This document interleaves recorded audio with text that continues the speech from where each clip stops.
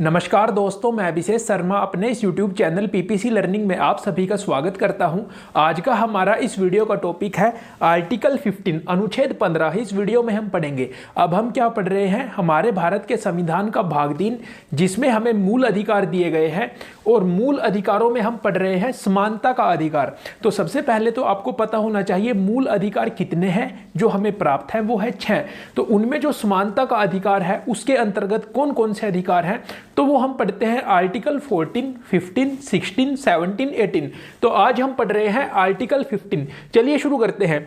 देखिए, सबसे पहले तो आप घबराइए मत कि इतना ज़्यादा है, बिल्कुल थोड़ी ही देर में आप सभी को ये सारी की सारी बातें क्लियर हो जाएंगी। और बिल्कुल छोटी सी बात है, अगर आपको वो क्लियर हो गई तो आपको ये सारा का सारा आर्टिकल इसमें जो भी लिखा है वो क्लियर हो जाएगा। चलिए देखते हैं।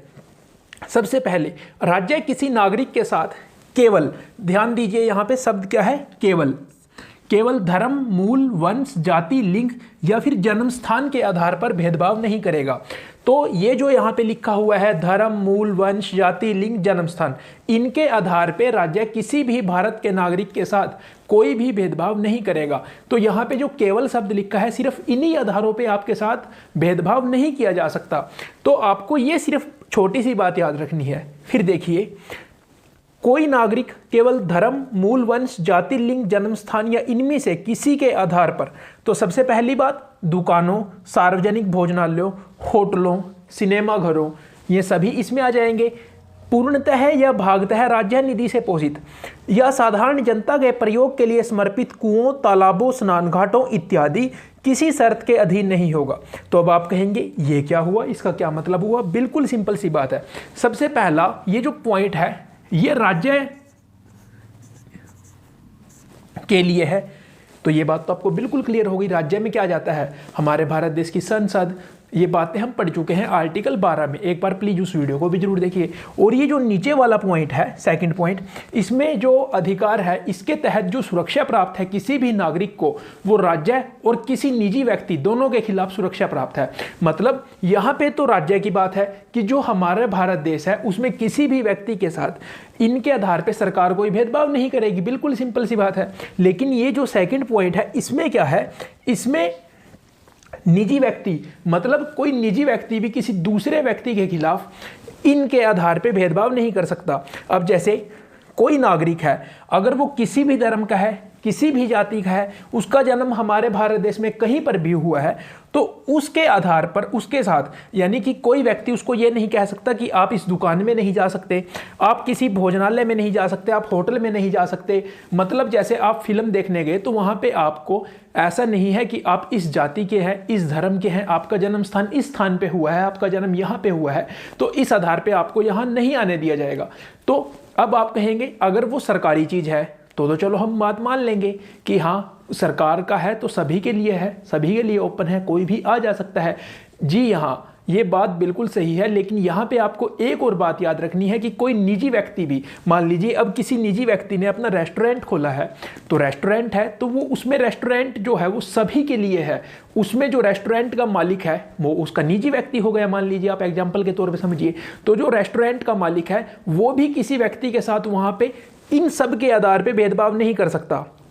या फिर जो इसका दूसरा पॉइंट है पूर्णतः या भागतः, इसका क्या मतलब है कि पूरी तौर पे अगर किसी संस्था को राज्य डोनेशन देता हो या उसका कुछ भाग राज्य की तरफ से डोनेट, यानी राज्य की तरफ से दिया जाता हो, जैसे अब कोई संस्था है उसका या तो पूरी की पूरी तरह से राज्य उसको डोनेशन देता हो, मतलब वो पूरी की पूरी तरह से सरकार के पैसे पे निर्भर है, या सरकार का उसमें कुछ हिस्सा है, तो अगर उनमें वो सभी के लिए ओपन है, जैसे कोई भी व्यक्ति किसी को, अब जैसे गांव में एक कुआं है या एक तालाब है, तो वहां पे ना तो राज्य किसी के साथ भेदभाव कर सकता कि कोई जाति का व्यक्ति आया और राज्य कहता है, मतलब वहां पे आप बिल्कुल छोटा सा एग्जांपल मान लीजिए कि पुलिस वाले आगे कहते हैं कि आप यहां से पानी नहीं भर सकते, तो वो राज्य की तरफ से हो गया, वो तो वहां पे नहीं कहेंगे क्योंकि वो सरकारी चीज है, सभी के लिए है। लेकिन गांव का कोई व्यक्ति भी वहां पे जाके किसी दूसरी जाति के व्यक्ति को या किसी दूसरे धर्म के व्यक्ति को जाके ये नहीं कह सकता कि आप यहाँ पे पानी नहीं भर सकते, यहाँ आप नहा नहीं सकते। मतलब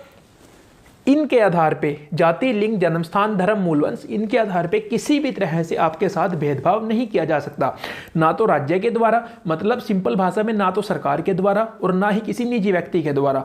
तो अब अगर किसी व्यक्ति ने आपसे कोई पूछे कि ये जो रेस्टोरेंट है ये तो किसी की प्राइवेट प्रॉपर्टी है, तो अगर चाहे मालिक चाहे तो कह सकता है कि मैं आपको यहाँ पे चाय नहीं पीने दूंगा। आपको जाति के आधार पे कहे कि आप यहाँ से छोड़ के चले जाइए, जी नहीं, वो ऐसा नहीं कर सकता, ये आपका अधिकार है, क्योंकि जो उसकी प्रॉपर्टी है वो सभी के लिए है। ये बात हमारे जो संविधान है उसमें कहा गया है कि आप जैसे अगर कोई रेस्टोरेंट मालिक है तो उसने जो रेस्टोरेंट खोला है वो सभी के लिए खोला है, वहाँ पे आप किसी को अपमानित नहीं कर सकते कि आप किसी को किसी की जाति, धर्म, मूल वंश या जन्म स्थान के आधार पे अपने रेस्टोरेंट से बाहर नहीं निकाल सकते। फिर अब देखिए, ये बातें तो आपको पता चल गई कि सभी के लिए समानता है, लेकिन यहाँ पे ये जो बातें हैं ये भी आपको पता होनी चाहिए। राज्य को महिलाओं, बच्चों के लिए विशेष प्रावधान करने की अनुमति है। तो इस पॉइंट को आप बिल्कुल सिंपल भाषा में समझिए कि हमारे भारत देश का जो कानून है, हमारे भारत देश का जो संविधान है, उसके लिए हम पढ़ क्या रहे हैं, समानता का अधिकार, कि सभी लोग समान हैं। लेकिन अब आप कहेंगे, जैसे आप बस में जब भी सफ़र करते हैं तो वहाँ पे आप देखते हैं कि जो छोटे बच्चे होते हैं उनका आधा टिकट लगता है, तो अब वो भी भारत के नागरिक हैं। तो अगर हम एक तरह से देखें कि उन सभी, जब हम सभी समान हैं तो उनका भी पूरा टिकट लगना चाहिए ना, जी नहीं। तो यहाँ पे राज्य को अधिकार है कि वो महिलाओं के पक्ष में या बच्चों के लिए कुछ विशेष प्रावधान कर सकता है, उनको कुछ छूट दी जा सकती है उनकी भलाई के लिए। जैसे कि इसका एक और एग्जाम्पल है, अब जब आप कॉलेज में जाते हैं तो अगर आप बस में जाते हैं तो लड़कों को किराया ज़्यादा लगता है लेकिन लड़कियों को किराया कुछ कम होता है। तो यहाँ पे लिखा गया है महिलाओं और बच्चों के लिए राज्य कुछ विशेष प्रावधान कर सकता है उनकी भलाई के लिए।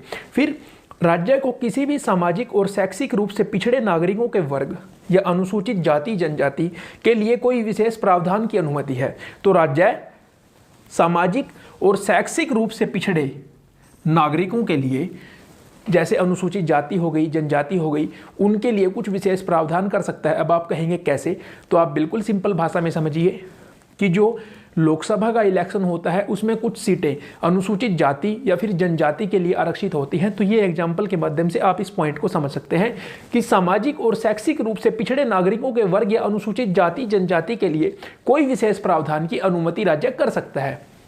अगला पॉइंट, राज्य को यह अधिकार है कि वह सामाजिक एवं शैक्षिक रूप से पिछड़े लोगों या अनुसूचित जाति या जनजाति के लोगों के उत्थान के लिए शैक्षणिक संस्थाओं में प्रवेश के लिए छूट संबंधी कोई नियम बना सकता है। तो यहाँ पे क्या आ गया, ये अलग पॉइंट है। यहाँ पे बिल्कुल सिंपल भाषा में एडमिशन लेने के मामले की बात आ गई। अब आप कहेंगे ये कैसे, कि देखिए राज्य, ये तो हो गया कि जैसे मैंने आपको एग्जांपल समझाया, जैसे इलेक्शन का एग्जांपल हो गया, लेकिन ये जब एडमिशन लेने आप जाते हैं तो आप देखते हैं कि कुछ सीटें कॉलेजों में अनुसूचित जाति या जनजाति या फिर सामाजिक एवं शैक्षिक रूप से पिछड़े लोगों के लिए आरक्षित होती हैं। तो राज्य वहाँ पे वो प्रावधान करता है ताकि उनकी कुछ भलाई की जा सके, उनको कुछ छूट दी जा सके, उनको थोड़ा ऊपर उठाया जा सके और दूसरे लोगों के बराबर लाया जा सके। तो इसलिए राज्य ये कदम उठाता है। तो अब इसका जो लास्ट पॉइंट है वो भी आपको समझना चाहिए कि सरकार सिर्फ सामाजिक और शैक्षिक आधार पर पिछड़े लोगों के साथ साथ आर्थिक आधार पर जो लोग कमज़ोर हैं उनके लिए भी कुछ प्रावधान कर सकती है। तो ये क्या लिखा है, सरकार को कमजोर वर्ग के नागरिकों की उन्नति के लिए विशेष प्रावधान बनाने का अधिकार है। तो अब आप एक करंट में मामला सुन रहे होंगे, आर्थिक आधार पे आरक्षण दिया गया है 10%। तो वो बात आप यहाँ पे समझ गए होंगे कि सरकार सामाजिक, शैक्षिक, अनुसूचित जाति जनजाति या फिर कुछ हद तक मतलब 10% आर्थिक आधार पे भी आरक्षण दिया गया है। तो ये बातें आप समझ गए होंगे। तो सबसे पहले आपको यहाँ पे सिर्फ क्या याद रखना है कि राज्य किसी नागरिक के साथ, हमारे भारत देश के नागरिक के साथ धर्म, मूल वंश, जाति, लिंग, जन्मस्थान के आधार पे कोई भेदभाव नहीं कर सकता। हाँ, महिलाओं, बच्चों के लिए या फिर धार्मिक, सामाजिक और शैक्षिक रूप से या फिर आर्थिक आधार पर भी या फिर अनुसूचित जाति जनजाति के लिए कुछ विशेष प्रावधान कर सकता है ताकि उनकी भलाई की जा सके और उनको दूसरे लोगों के बराबर लाया जा सके। तो यह है हमारा अनुच्छेद 15। इसमें हमने क्या पढ़ा, सबसे पहले तो जो हमें समानता का अधिकार है वो बातें हमने यहाँ पे समझी कि किसी के साथ कोई भेदभाव नहीं किया जा सकता, ना तो राज्य भेदभाव करेगा और ना ही कोई निजी व्यक्ति दूसरे व्यक्ति के साथ इन आधारों पे भेदभाव करेगा। और ये जो बातें हैं, ये जो हमारे भारत देश की सरकार है वो जो आरक्षण देती है उसके बारे में बातें हैं। अगर आपको आज की वीडियो अच्छी लगी हो तो आप सभी से रिक्वेस्ट है, वीडियो को लाइक जरूर कीजिए, अपने सारे दोस्तों के साथ शेयर कीजिए। थैंक यू, मिलते हैं अगली वीडियो में।